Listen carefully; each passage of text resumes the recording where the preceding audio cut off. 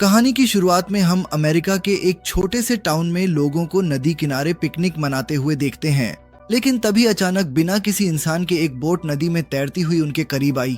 लेकिन बोट के अंदर जो मिला वो देखकर ये लोग हैरान रह गए। इस बोट के अंदर एक बुरी तरह से गली सड़ी डेड बॉडी थी। ये शरीर बहुत ज्यादा बुरी हालत में था।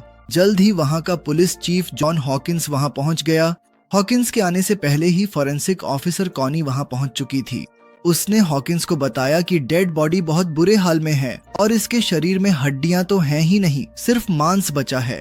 ये बहुत अजीब सा केस था। ऐसा लग रहा था किसी ने हड्डियां निकाली हों, जो कर पाना आमतौर पर नामुमकिन सा लगता है। शरीर को पोस्टमार्टम के लिए भेज दिया गया। जेकब नाम के डॉक्टर ने शरीर का निरीक्षण किया। पूरी जांच पड़ताल के बाद जेकब ने हॉकिंस को बताया कि ऐसा ही लग रहा है कि किसी ने बड़े ही ध्यान से सारी हड्डियां निकाल ली हों। लेकिन सोचने की बात यह है कि ऐसा किया कैसे होगा उसने। जेकब को इस शरीर के अंदर एक मधुमक्खी जैसा कीड़ा भी मिला। इस कीड़े को जेकब ने एक जार में बंद कर दिया था। हॉकिंग ने कॉनी को ये जार दिया ताकि इसे ध्यान से रख दिया जाए।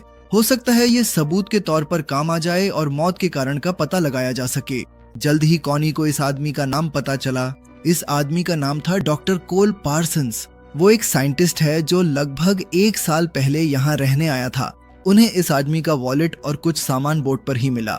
वो पहले यूनिवर्सिटी में एक प्रोफेसर हुआ करता था, लेकिन फिर उसने सब कुछ छोड़ दिया और अकेले जाकर नदी के किनारे रहने लगा, जंगल के बीचों बीच। हॉकिंस को इस केस की अच्छे से जांच करने के लिए उस आदमी के घर जाना होगा।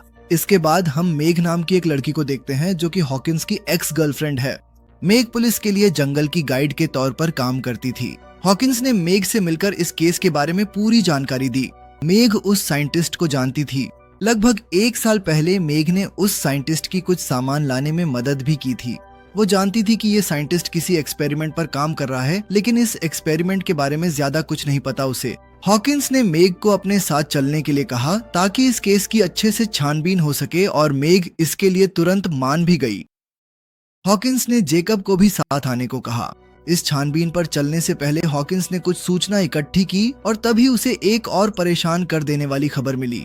उस साइंटिस्ट की एक छोटी बेटी भी थी जो लगभग 1 साल पहले गायब हो गई थी और उसे आज तक कोई नहीं ढूंढ पाया। अगले ही दिन हॉकिंस, मेग और जेकब ने सारा सामान बांधा और घने जंगल की ओर निकल पड़े। इस सफर का कुछ हिस्सा उन्हें बोट से तय करना होगा ताकि वो साइंटिस्ट के केबिन तक पहुंच सके। जब ये लोग रास्ते में थे तो अचानक कॉनी का फोन आया। कॉनी ने बताया कि जो कीड़ा इस आदमी के शरीर में मिला है वो कल तो मर गया था और आज फिर से जिंदा हो गया। कॉनी ने पूछा कि क्या मैं इस कीड़े को जांच के लिए लैब में भेज दूं, लेकिन हॉकिंस ने कहा कि मेरे लौटने का इंतजार करो। कॉनी ने यह भी बताया कि जब इस साइंटिस्ट की बेटी गायब हुई थी तो उसकी पत्नी का दिमागी संतुलन हिल गया था और उसे 3 महीने तक अस्पताल में रखा गया था। वो बार बार अपने पति को ही अपनी बेटी के गायब होने के लिए जिम्मेदार ठहरा रही थी। जैसे जैसे रात हुई, हॉकिंस, मेग और जेकब अपनी मंजिल तक पहुंचे। कभी नदी किनारे जो सुंदर घर हुआ करता था वो अब एक डरावना अकेला केबिन बन चुका है, जहां कोई नहीं आता जाता, किसी तरह का कोई रखरखाव नहीं है। मेग ये देखकर बहुत दुखी हुई क्योंकि जब 1 साल पहले वो यहाँ आई थी तो ये जगह बहुत खूबसूरत थी। हॉकिंस ने मेग और जेकब को बाहर रुकने को कहा और उसने पहले अंदर जाकर देखा कि वहाँ कोई खतरा तो नहीं है। उसने आवाज भी लगाई कि शायद अंदर कोई हो, लेकिन ये जगह पूरी तरह तहस नहस हो चुकी थी। सारा सामान, फर्नीचर इधर उधर बिखरा हुआ था और ये तो देखकर ही पता चल रहा था कि यहाँ काफी समय से कोई नहीं रह रहा है। जब हॉकिंस ने इस जगह की छानबीन शुरू की तो उसे कुछ अजीबो गरीब चीजें मिली, जैसे अजीब तरह से हिलती हुई छत। इसे देखकर ऐसा लग रहा था मानो वो जिंदा हो। जल्द ही हॉकिंस को एक कमरा मिला जिसका दरवाजा बहुत अच्छी तरह से बंद किया गया था। उसने अभी के लिए यह दरवाजा नहीं खोला और बाहर मैग और जेकब को बुलाने गया। रात बहुत ज्यादा हो गई थी, इसीलिए उन्होंने सोचा कि जंगल में वापस जाना सही नहीं रहेगा। रात को यहीं रुक जाते हैं। लेकिन इस जगह का माहौल बहुत ही अजीब और डरावना था।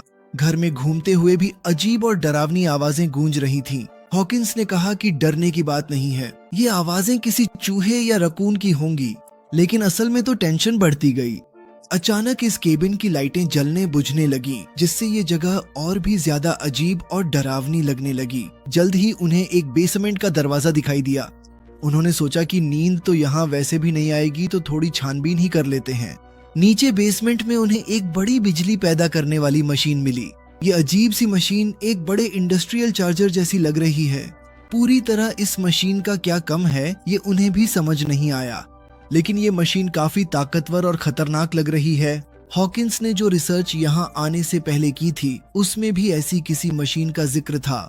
इस घर की रसोई में छानबीन करते हुए उन्हें पता चला कि रसोई की अलमारी से कुछ तारे ऊपर की तरफ जा रही है। इन तीनों ने अंदाजा लगाया कि जो भी मशीन इस घर में मौजूद है वो जरूर ऊपर वाले कमरे में होगी। खैर, जो कमरा हॉकिंग को पहले बंद मिला था वो खुद ब खुद खुल गया। हॉकिंग ने अपने दोस्तों को बुलाया और तीनों अंदर चले गए। दीवारों पर अजीबो गरीब फोटोज लगी हुई थी और तंत्र मंत्र से जुड़े हुए रहस्यमयी निशान बने हुए थे, लेकिन कुछ साइंस से जुड़ी चीजें भी थीं। ये साइंस और काले जादू का एक मिक्सचर सा लग रहा था। वहाँ कुछ फोटोज तो बहुत ज्यादा दिल दहला देने वाली थीं।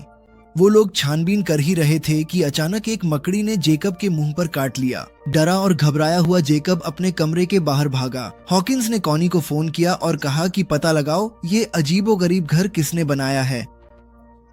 रही इलेक्ट्रोमैग्नेटिक रेडिएशन की वजह से उसके फोन का सिग्नल टूट गया। वहीं जेकब और हॉकिंस के बीच में भी मेग को लेकर कुछ टेंशन थी। दरअसल हॉकिंस से पहले मेग जेकब की गर्लफ्रेंड थी और वो आज भी कहीं ना कहीं उससे प्यार करता था। इस वजह से उन तीनों के बीच में माहौल थोड़ा अजीब हो गया। जैसे ही वो लोग सोने की तैयारी करने लगे, हॉकिंस का कहना था कि उन तीनों को एक ही कमरे में रुकना चाहिए ताकि अगर कोई भी खतरा है तो वो लोग मिलकर उसका सामना कर सकते हैं। लेकिन मेग ने कहा कि देखो, मुझे अपना खुद का कमरा चाहिए, मैं नहीं एडजस्ट कर सकती तुम लोगों के साथ। रात को जेकब बहुत बीमार हो गया, शायद उस मकड़ी के काटने की वजह से। कोई भी ठीक से नहीं सो पा रहा था। मेग हॉकिंस के कमरे में आ गई क्योंकि उसे लग रहा था कि इस जगह में कोई बहुत ही बुरी सी शक्ति है। हालांकि उसने आज तक जंगल में बहुत सी रातें अकेली बिताई हैं, लेकिन इस जगह का एहसास कुछ अलग सा है। कोई बहुत बुरी शैतानी शक्ति मौजूद है यहाँ पर। बातों बातों में ये दोनों करीब आ गए और इनके बीच में नजदीकियां बढ़ने लगी। तभी हम देखते हैं कि छत से खुद ब खुद एक सीढ़ी नीचे की तरफ आई। जेकब की हालत बद से पत्थर होती जा रही थी। ऐसा लग रहा था मानो वो पूरी तरह से अपने वश में नहीं है। अचानक बाहर से कुछ आवाज आई। मेग और हॉकिंस ने जल्दी से कपड़े पहने। वो हथियार उठाकर बाहर निकले तो सामने एक औरत उनकी तरफ बंदूक ताने खड़ी थी। ये औरत कोई और नहीं बल्कि लिंडा है, डॉक्टर कोल पार्सन की बीवी, जो अपने गुमशुदा पति को ढूंढती हुई यहाँ आई थी। हॉकिंस ने उसे समझाया कि मैं पुलिस वाला हूँ और तुम्हारे पति की डेड बॉडी मिल चुकी है नदी के किनारे। लिंडा को समझ आ गया कि ये लोग उसे कोई नुकसान नहीं पहुंचाएंगे, तो उसने अपनी बंदूक नीचे कर ली। जब ये लोग बातचीत कर रहे थे तो मेग बेसमेंट में गई ताकि कैबिन की बिजली को वापस लाने का कोई तरीका ढूंढा जाए। तभी हमने वहां बच्ची की एक डरावनी परछाई देखी जो मेघ का पीछा कर रही है। मेघ को वहां एक गुड़िया मिली जिसे उसने अपने साथ रख लिया। तभी हॉकिंस ने देखा कि जेकब वहां नहीं है और वो उसे ढूंढने बाहर चला गया। बाहर जाकर उन्होंने देखा कि ऊपर वाले कमरे में कुछ अजीब सी आवाजें आ रही हैं। हॉकिंस, मेघ और लिंडा छत की तरफ बढ़ने लगे तो देखा कि जेकब इस अजीबोगरीब मशीन में फंसा हुआ है। उन्होंने जेकब को खींचकर बाहर निकाला, लेकिन ऐसा लग रहा था मानो जेकब अब जेकब रहा ही नहीं।